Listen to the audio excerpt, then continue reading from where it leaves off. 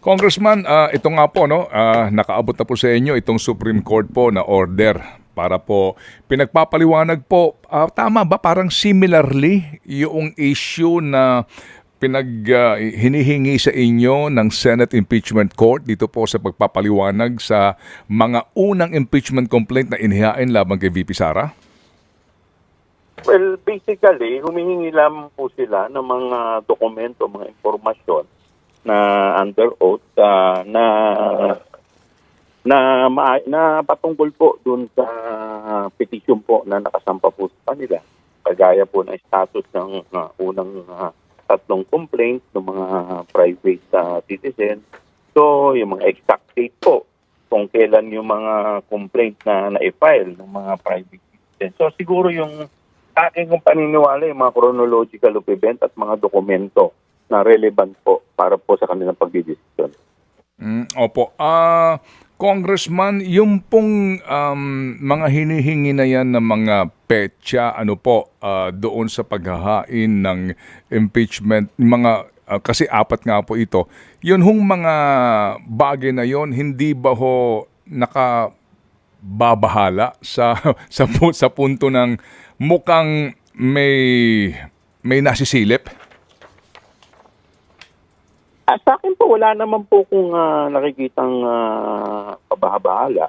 Ito ay siguro parte lamang ng proseso para makapag-desisyon po ng maayos ang ating mga maestrado dahil ito po ay mga impormasyon na siyempre magbabase po sa petisyon po na isinampa po sa kanila. Opo. Kasi nga yung status daw ng first 3 complaints filed by private citizen. So, Congressman, sino po ang sasagot po dito officially po sa petition na ito na itong order na ito ng Supreme Court? Mayroon pong parte dito na sasagutin ng House at mayroon din pong parte dito na sasagutin po ng Senado. Opo. And then sa House po, House bilang ho ba ito o katuwang po ninyo ang tanggapan po ng Solicitor General? Ang pagkakaalam ko po kasi yung sa amin po sa House po ito mismo ibinigay eh. So ito po mga dokumentong to ay ang tanging makakasagot dito ay ang House po. Opo. At dito po sir sa isyong ito, I hope you don't mind me asking kasi ang pinag-uusapan nga po dito ay yung pong inihain na una ng mga impeachment complaint. Hindi po ba, kung magugunita natin, Congressman, bago po itong 4th impeachment complaint na dumaan nga po doon sa mas mabilis na proseso, no? Yung kinakailangan pong 2/3 po lamang ng boto, kaya po naidiretso na po ito as articles of impeachment, hindi na po dumaan sa hearing ng Committee on Justice kasi nga po ito na po yung kumbaga fastest mode na legal naman. Yung pong tatlo, opo, na hinihingi nga po ng exact dates na ito, ano ba ang rule ng House kapag po tinanggap ng SecGen yung pong impeachment complaint either coming from a member of Congress, verified complaint, or a private citizen pero po meron siyang endorsement ng congressman? Ang rule po kasi dyan, kailangan within 10 session days may transmit po ito or may refer po ito sa proper committee. Kasi po, ang issue po kasi dito ay yung tinatawag po natin yung ginagamit nilang words kasi na yung sa 10 session days. Dito naman po kasi sa amin pong meron po kasi tayong tinatawag na session number 1, session number 2. So dito po sa atin, pumapasok po siya sa 10 session days. So session number 26 yata or 27 at nang na-transmit po ito ay session number 37. So kung hindi po ako nagkakamali. So kaya po dito po sa tinatawag natin 10 session days, ito po ay pasok. Opo. Actually, sir, hindi ba yung pong tatlong impeachment complaint na iyon, hindi naman sila nai-refer ba sila sa Office of the Speaker ni SecGen? Naisama po sila sa order of business sabay-sabay kasi meron pong kaso, hindi ko lang po maalala eksakto yung title. Pero dito po sa kasong to, parang sinasabi na pinapayagan naman po na yung SecGen na antayin muna, lalo-lalo na kung alam niya. Kasi kung hindi po, kung ang magiging basihan po natin ay yung unang filing ng impeachment complaint, ay ang mangyayari po yan, unahan na lang po. Opo. Sige, so klaruhin ko lang. Dito po sa case at bar ngayon, Congressman, dito po sa case at bar na ito, yung pong tatlo na nauna na i-refer on record sa Speaker of the House and the Speaker referred it correspondingly sa Committee on Justice? Sa order of business po ng plenaryo. Opo. Kasi So nga po, hindi po sila na-refer pa sa Committee on I Justice see. Mm. dahil wala pong referral. Kaya hindi po natin po pwedeng masabi na kompleto po yung Proseso. initiation. Yung initiation. Oo, Opo. kasi doon po nagkakatalo. Kailan ba? Sige po. So, Okay. Congressman Joel, can you educate us, according to your rules and according to the Supreme Court jurisprudence po dito, when is an impeachment complaint deemed initiated? Dalawa po yan. Unang-una po, kailangan po magkaroon po ng filing at pangalawa po, kailangan mai-refer po to sa proper committee. Kasi dalawang klase po ang proseso. Ang proseso po niyan, unang-una, ay ito po yung tinatawag natin na committee, dadaan po sa committee level. Yung isa pong proseso, yung tinatawag po natin na house action. Oh, yes, sir. Okay, doon sa committee level, kailangan po, dapat yan, meron pong, para makumpleto po yan, kailangan may referral sa Committee on Justice. So, ito pong route na pinasok po ng dito po sa impeachment po ni Vice President Sara, ito po yung house action. Opo. Yung nga yung amin na ipaliwanag. Which is nasa rules po yan at saka nasa Yes, Constitution. opo. I mean, klaro po yun. 2/3 lang po ang kailangan dito. You got more Yes po. than 2/3 nga. Yes. Ito rin po yung dinaanan nung panahon din po ng dating Pangulong Estrada, no? Yung that process. Tama po kayo. Okay. So balikan ko Tama lang po. yung isang mode, no? Okay. Kasi po dito, no, I think dito po ang magiging contentious issue kasi ang sabi po dito, no. Opo. Yung pong filing and referral of verified complaint, no. Basahin ko po, Congressman. Ito po yung House rules ninyo, ha. Opo. A verified complaint for impeachment by a member of the House or by any citizen upon a resolution of endorsement by any member thereof shall be filed with the office of the Secretary General and immediately referred to the Speaker. Okay.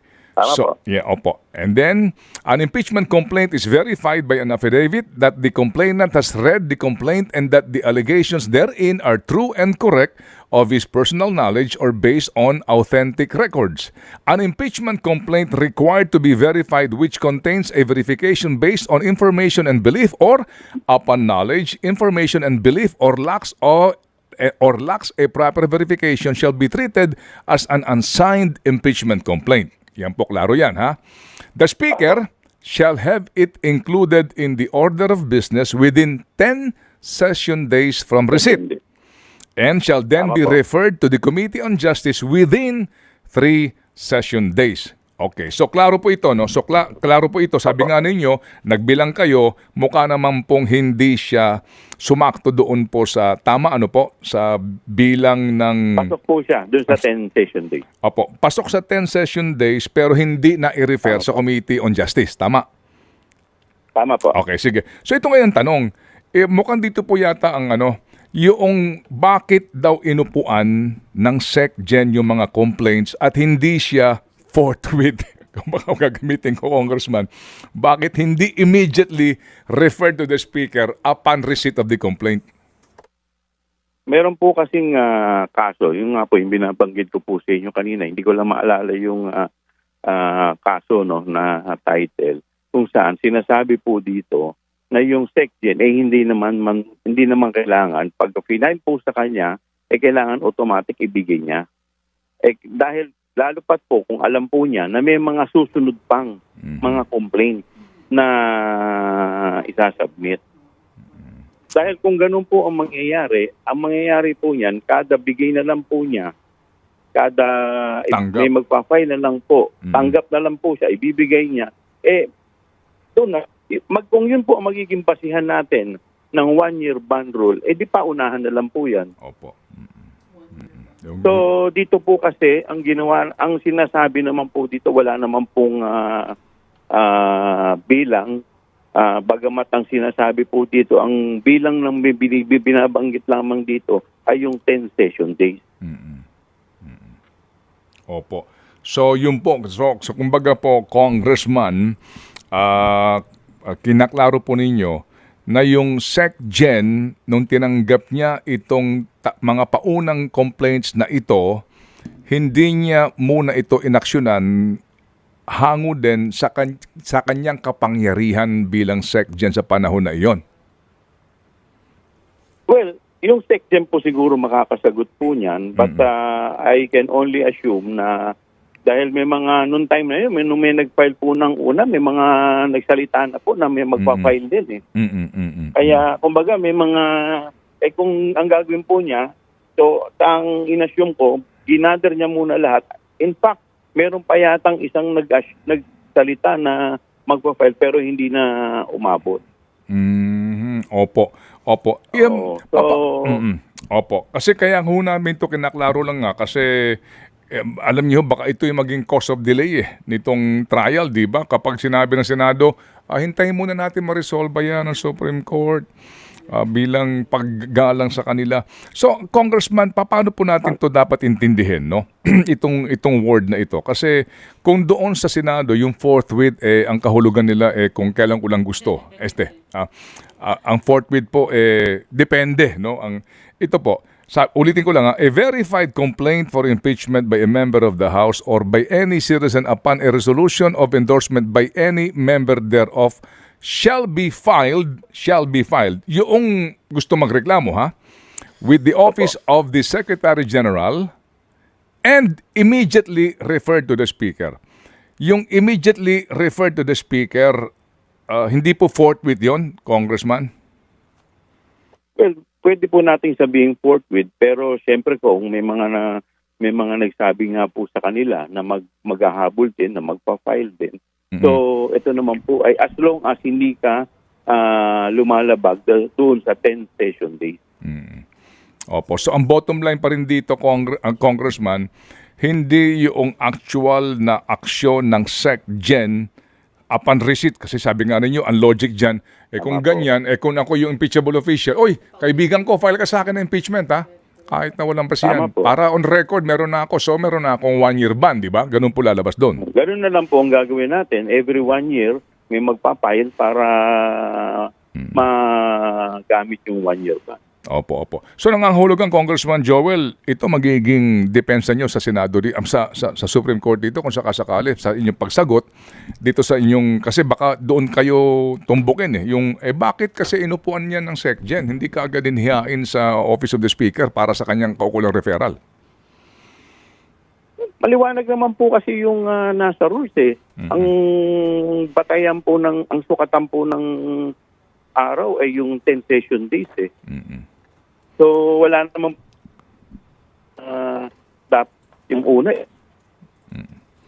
At in fact, meron nga pong kagaya po ng Opo. Kagaya po ng binabanggit po, Congressman, napuputol. Opo. Opo. Go ahead, sir. Go ahead po. Meron pong decided case ang Supreme Court at maliwanag dito na sinasabi nga po na hindi naman ibig sabihin ay pag nakatanggap ang SecGen, kailangan immediately dalhin niya na agad doon. Kung hindi kailangan, lalo na kung may nalalaman po siya na meron pa pong iba, pwede po niyang i-gather muna. Ito ho ba yung Francisco versus House? Yung Francisco po, ang pagkakaalam ko po, ang issue po diyan yung sa transmit, yung initiate. Yan po ang nagdesisyon, yan po ang nagsabi na yung word initiate, ibig sabihin filing at saka referral.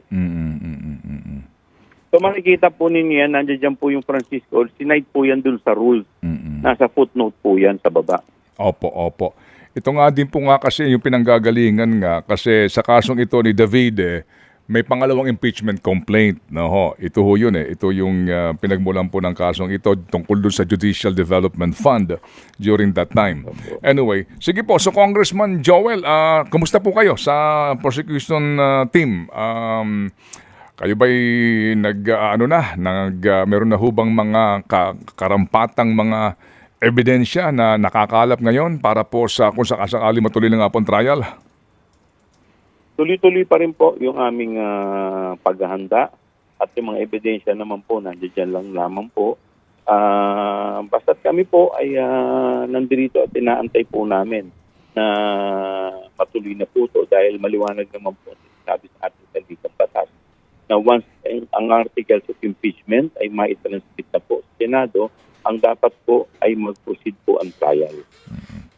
Yun ho bang team of natin sa prosecutors, ano na ho ba? Kumpirmado na ho ba yung election dito pag nagsimula na kayo ng inyong 20th Congress ni former Senator De Lima at Chel Diokno? Si Senator De Lima at si Congresswoman De Lima at si Congressman Diokno ay hindi pa po naibabasa kasi kailangan basahin pa po ito at pagbotohan sa plenaryo. But insofar as yung iba po, yung siyam na natitira, hindi naman hanggat hindi po nare-rescind yung amin, authority ay magtutuloy. But siyempre, mas maganda kung babasahin din ulit. Opo. Para mas matatag po. But you will pose no objection, Congressman Chua, for the inclusion of Attorney Chel and Attorney De Lima? Yes po, dahil malaki rin po ang karanasan ng dalawang to pagdating po sa legal practice. Okay, very good. Sige, so Cha, ito. Kong, mabanggit ko lang din ito pong binanggit ni Senator Leila De Lima, no? Tungkol po dito sa hinihingi po ng Supreme Court sa Kamara. Posible bang magamit nga ito talaga ng Senado para po mas, kumbaga, upuan pa ito pong impeachment ni VP Sara? At kung sakaling ganun man po yung mangyari, ano po ang plano ng Kamara dito? Ako po kasi naniniwala hanggat wala pong TRO na nilalabas ng Korte Suprema pagdating po sa impeachment. Dapat po ito magtuloy-tuloy. Dahil kagaya nga po ng binanggit ko, nakalagay po sa ating saligang batas na dapat once na i-transmit na ang articles of impeachment, dapat mag-proceed na po ang trial. Unless and until naglabas po ng TRO ang Supreme Court or naglabas ng desisyon na kami ay walang ang Senado ay walang jurisdiction, sa akin pong paniniwala dapat tuloy-tuloy lamang po ito. Pero, Kong, let's not forget, yun nga pong meaning ng fourth week na bali ng Senado. Ito pa po kaya na ngayon may hinihingi ang Supreme Court sa inyo. So kayo naniniwala pa rin, hanggat walang TRO, dapat hindi ipagpaliban ito pong impeachment. Tama po kayo. Kahit po ganon ang ginawa ng Senado, dun po sa, kumbaga, yung fourth week, malinaw na nga kung ano ibig sabihin. Pero dito, hindi po kayo talaga nangangamba? Baka mas lalo po ito magpa-delay sa impeachment?